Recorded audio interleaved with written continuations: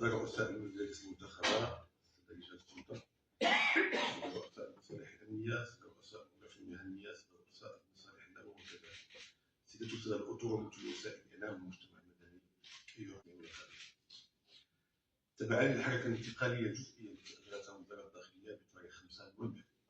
2024 التي حصلت فئة السادة الكتاب العامون، يشرفني أن أطرح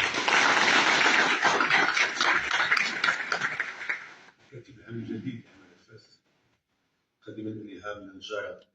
العزيزة الكناس. السيد الكاتب العام الجديد للعمالة مولود سنة 1970 بإقليم ميدلز، متزوج أب طفلين وخريج معهد الملكة للإدارة الترابية 2033. حصل على الإجازة في القانون العام وماجستير في العلوم السياسية وماجستير في علوم التواصل والقانون العام، وتقلد خلال المصالح المهنية عدة مهام ومناصب: قائد ديوان عمليات الفحص بمكادة بتاريخ 24 يناير 2000، مدير ديوان عام عمليات الفحص أجرى بتاريخ 13 ثانية 2003، رئيس دائرة التطبيق بعمل إقليمي من 13 أكتوبر 2010، ثم رئيس دائرة الملحق بديوان سيد الوالي جهة الرباط بتاريخ 12 فبراير 2014، رئيس دائرة حسان عمليات الرباط بتاريخ 26 غشت 2014، ثم كاتب عام على إقليم سليم النور بتاريخ 26 أكتوبر 2013، ثم كاتب عام عمليات الناس بتاريخ 21 غشت 2023. إن هذه الحركة الانتقالية تأتي في إطار عصيرة تدوين الموارد البشرية لهيئة رجال السلطة، استنادا على معايير الكفاءة واستحقاق الفرص الموجودة في أفق رقي بلادنا وتطوير عمل الإدارة الترابية وفق دينامية فعالة ترعى مصالح المواطنين التي ماتت صاحب الجلالة الملك محمد السادس رضي الله وأيده يؤكد عليها في كل المناسبات. هذه الحركة شملت كتاب عامون قدامى وجدد سيشتغلون ببعض العمليات في الأقاليم وربوع المملكة، والذين تم ترقيتهم أو تنقيهم عرفانا لهم بما قدموه من مجهودات يطلعها التفاني والجدية والمقارنات في سبيل القيام بالمهام الموكولة لهم. بهذه المناسبة لا يفوتني أن أشكر السيد عبد السلام فريندو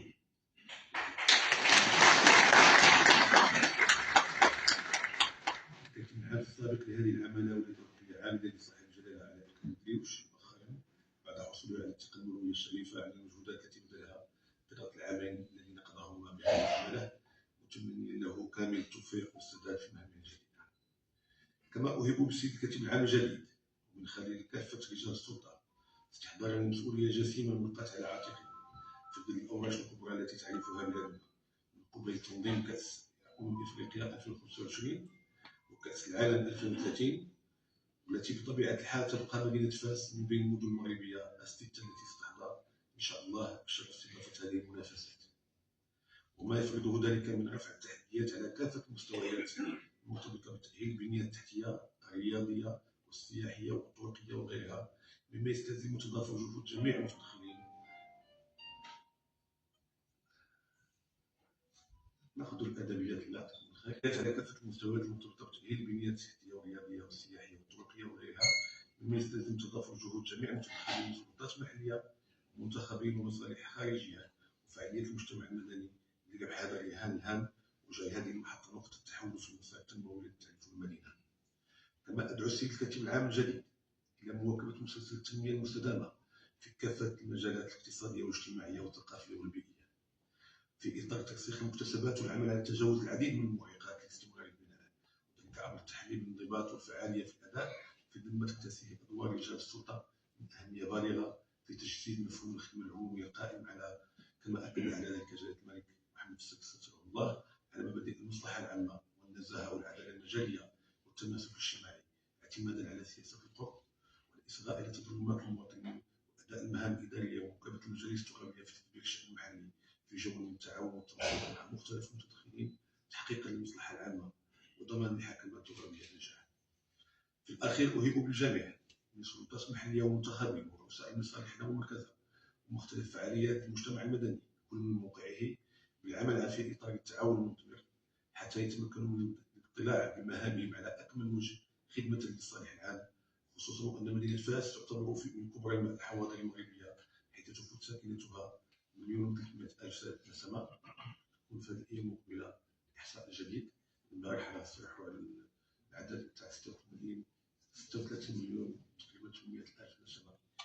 إذن يكون واحد الارتفاع نعرفه في الايام المقبله ان شاء الله. وما يستلزم ذلك من عمل دؤوب لتوفير شروط العيش الكريم لساكنتها، ناهيك عما تعرفه المدينه من اكراهات مرتبطه بالنقل الحضري. نشوف السيد الرئيس،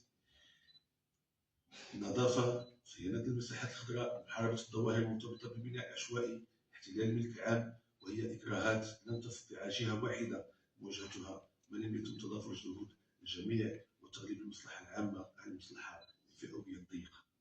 في الختام ادعو الله ان يوفقنا جميعا بما فيه خير هذا البلد الامين تحت القياده المستنيره والرشيده لعاهلنا المفدى صاحب جلاله الملك محمد السادس نصره الله وايده، وان يحفظ الله لنا الامام بما حفظ به الذكر الحكيم ويقر عينه بسمو ولي عهده المحبوب المولى الحسن، وشمل افرهم شقيقه المولى الرشيد ونساء افراد الاسره الملكيه الشريفه انه سميع مجيب مستجاب الجدير. والسلام عليكم.